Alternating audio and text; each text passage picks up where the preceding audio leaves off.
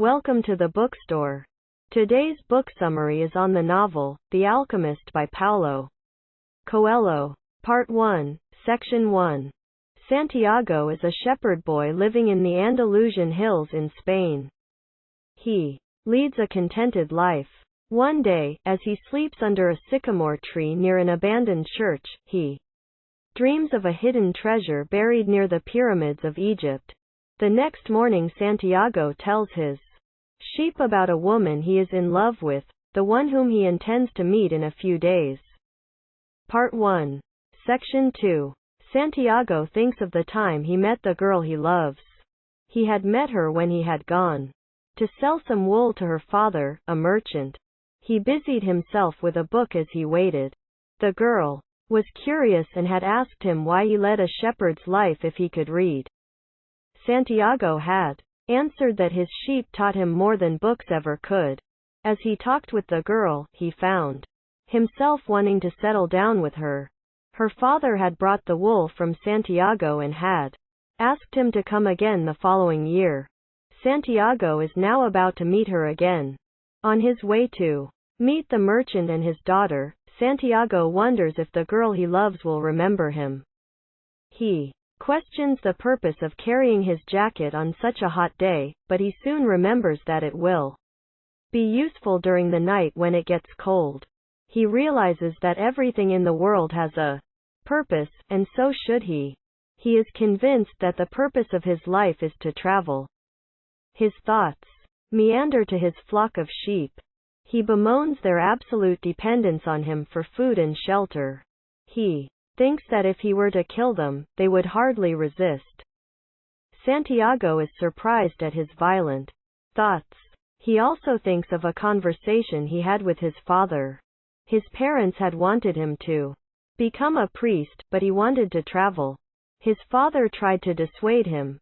Santiago was told that the only people of their social standing who could actually travel were shepherds. Santiago immediately decided to become one upon hearing this. He decides to tell the merchant's daughter as much when he meets her. While his father initially did not support him, he soon gave in and allowed Santiago to follow his dreams. He even gave him gold coins to buy a flock of sheep. He secretly hoped that his son would soon lose interest in travel and return to him. While leaving, Santiago perceives envy in his father's eyes. He realizes that his father, unlike him, had chosen not to pursue his own dreams. Part 1, Section 3. Santiago then meets an old gypsy woman in the hope of understanding his recurring dream. She tells him that the dream represents the language of the world, and that he must embark on a quest to find this treasure. He remains unconvinced and feels that her interpretation is a little too literal. He later meets a mysterious old man, Melchizedek, the king of Salem. He tells Santiago that the dream is a call to pursue his personal legend. He also tells Santiago that every young person knows their own personal legend, the dream they want to fulfill, but as people grow old they convince themselves that the dream is beyond their reach. He urges Santiago to pursue his dreams and fulfill them. He also stresses on the importance of not ignoring omens. Santiago finally decides to embark on his quest. His father tries to dissuade him, but realizing that Santiago has made up his mind, he blesses him and gives him money. Santiago crosses the Strait of Gibraltar and reaches Tangier in Morocco, where he is swindled by a thief and loses all his money. He is distraught for a while, but very soon he resolves to see this as part of the adventure and refuses to victimize himself. He then finds work at a crystal merchant's shop. The merchant tells him that to save enough money to cross the desert and make his way to Egypt, Santiago would need to work for more than a year. Santiago is discouraged by this at first, but decides to work until he has enough money to return to Spain and buy a new flock of sheep. Part 1, Section 4. Melchizedek, a character from the Old Testament, had also appeared before Abraham at a crucial juncture. He does the same for Santiago. We learn that he is a divine character, but he, too, yearns for acknowledgement. He rues the fact that Santiago, too, just like Abraham, will eventually forget his name. Part 1, Section 5. Santiago crosses the Strait of Gibraltar to reach Tangiers in Morocco. He is in unfamiliar terrain, and people around him speak an unknown language. He does not understand Arabic and thinks of the Muslims as infidels. In a bar he meets a Spanish-speaking man who promises to guide him to the pyramids of Egypt. Santiago trusts him, only to be betrayed. The man is a thief who steals all the money that Santiago was carrying. Santiago feels disillusioned and accuses God of thwarting the efforts of people who dare to follow their dreams. He looks in his pouch to see if there is any money left with him, but he only finds the Urim and Thummim stones. He is immediately reminded of Melchizedek and his words. Santiago then decides to view this struggle as an adventure. The next morning Santiago wakes up a happy man despite having no money. In the market he helps a candy seller set up his stall. The candy seller appears to be happy, and Santiago realizes that selling candy is the man's personal legend, and that he has fulfilled it. Though he knows no Arabic, Santiago is nonetheless easily able to communicate with the man. Santiago compares this wonder to his experience with his sheep. He could communicate with the sheep even though they did not share any common language. Part 1, Section 6. This episode focuses on the crystal merchant. The merchant's once thriving business is presently not doing well. The merchant had once nurtured hopes of being wealthy, but now he feels that his time may have passed. Santiago meets the merchant and says that he will clean the glasses in the shop's window in exchange for a meal. The man later tells Santiago that he need not have offered to work for the meal, as the Quran urges followers of Islam to feed the hungry without expecting anything in return.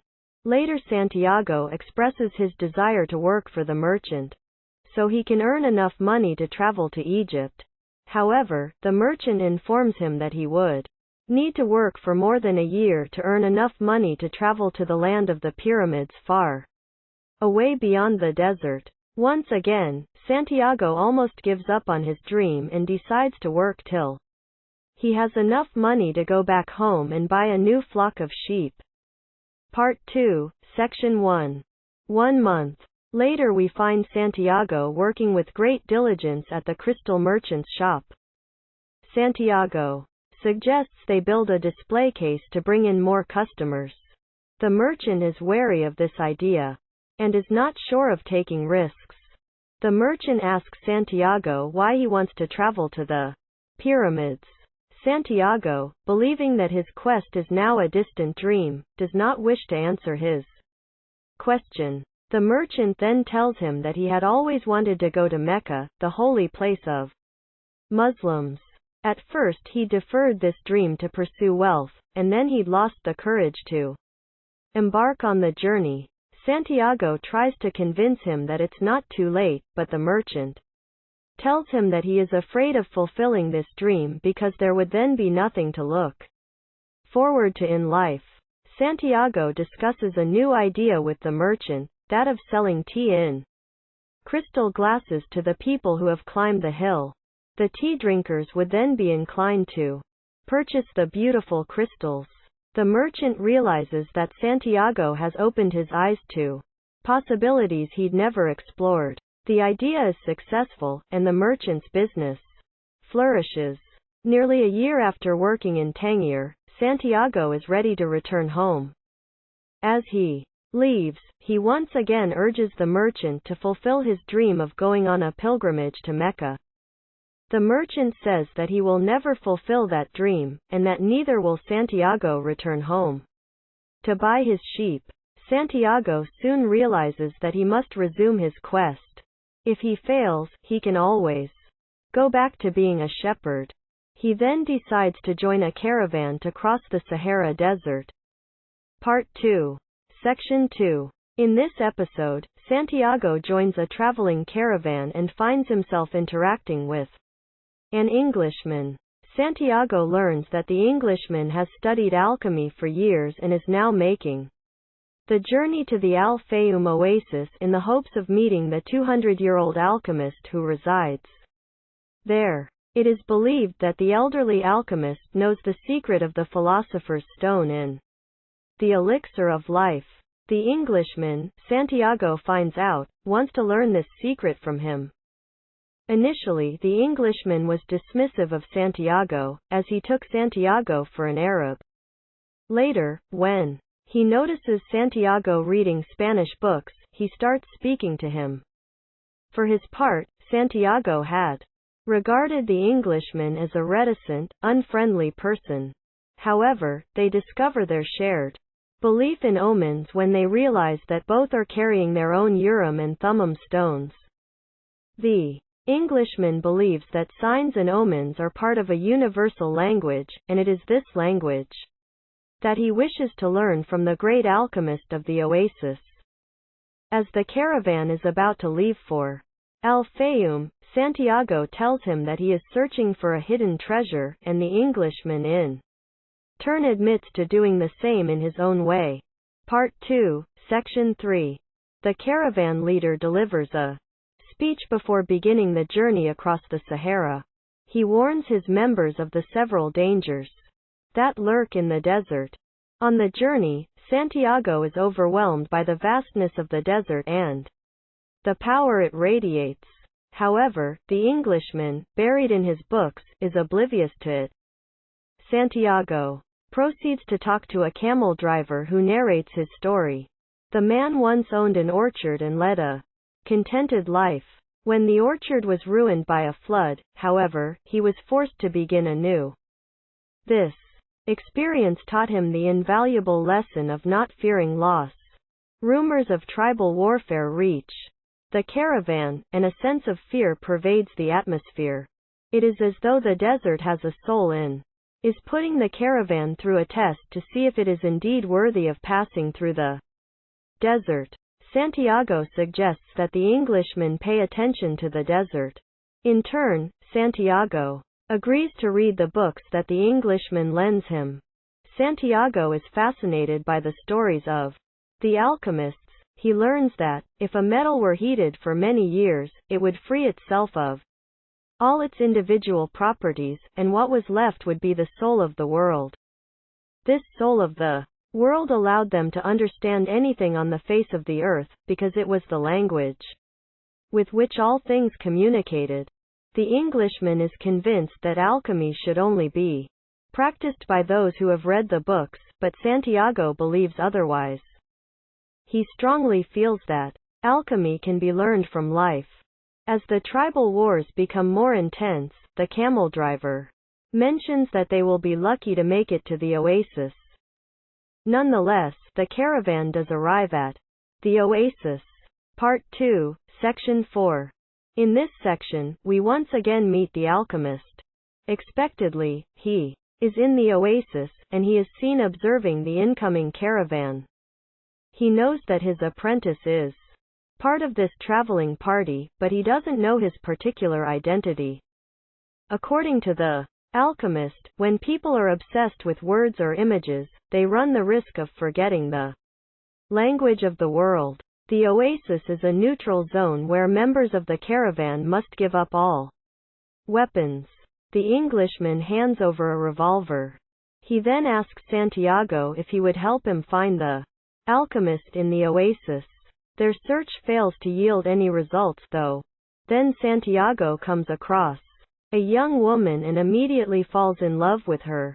He is sure that she is the woman he wants to marry. The word maktub, meaning, it is written, comes to his mind, and he is convinced that she is his destiny. The woman is named Fatima, and she directs them to the alchemist. Santiago and the Englishman finally meet the alchemist. To the Englishman, the alchemist's only advice is to go and try to transform lead into gold. The Englishman is dejected by this, as the alchemist only tells him what he has known and been doing all along. Santiago knows that he must continue his journey, but he experiences a conflict. He confides in Fatima, telling her that she is more precious to him than the hidden treasure. Fatima, however, urges him to continue his quest. According to her, if they're destined to be together, they will inevitably unite under any circumstance. Santiago sees two hawks battling it out in midair and has a vision of the Al-Fayoum oasis being invaded. Santiago relays his vision to the tribal chieftain. Acting on Santiago's warning, the tribal chief orders his men to get armed. However, he also mentions that once drawn, the weapons must be used, else they may not work the next time. Therefore, if there is no enemy to wound, they will have to kill Santiago. Understandably, Santiago is anxious and afraid upon hearing this. Santiago is soon confronted by a terrifying figure on horseback, dressed in black, riding out of the desert. The white horse approaches him, and the figure draws his sword. The rider demands to know who has been reading The Flight of the Hawks. Santiago, mentally prepared to be killed by this stranger, admits that he is the one. The rider then resheaths his sword. He was, it turns out, merely testing Santiago's courage. He tells Santiago that he must not give up now and convinces him to complete his quest. The man soon rides away, and we are told that this man was none other than the alchemist. The next day the oasis is attacked, but thanks to Santiago's warning, the armed men are able to defend it. The tribal chief is happy with Santiago and gifts him 50 pieces of gold and also offers him the position of the oasis's counselor. Part 2, Section 5. Finally, Santiago finds the alchemist, who, surprisingly enough, tells Santiago that he has been anticipating his arrival. Nonetheless, Santiago feels that the alchemist may have been expecting the Englishman and might have even mistaken him for the latter. However, the alchemist dispels that notion. He tells him that even though the Englishman is on the right path, he still has things to learn. The alchemist's words about the universe coming to the aid of those pursuing their dreams echo that of Melchizedek's. Santiago at that moment realizes that the alchemist is someone who has been sent to help him. Accordingly, the alchemist urges him to leave the oasis and continue his journey. The alchemist and Santiago leave the oasis by moonlight. When Santiago expresses regret at leaving Fatima, he is told by the alchemist that if he does not pursue his dreams, he would regret it forever. True love can never be an impediment. Santiago bids goodbye to Fatima, who promises to wait for him. A few days later, they are captured by hostile tribesmen.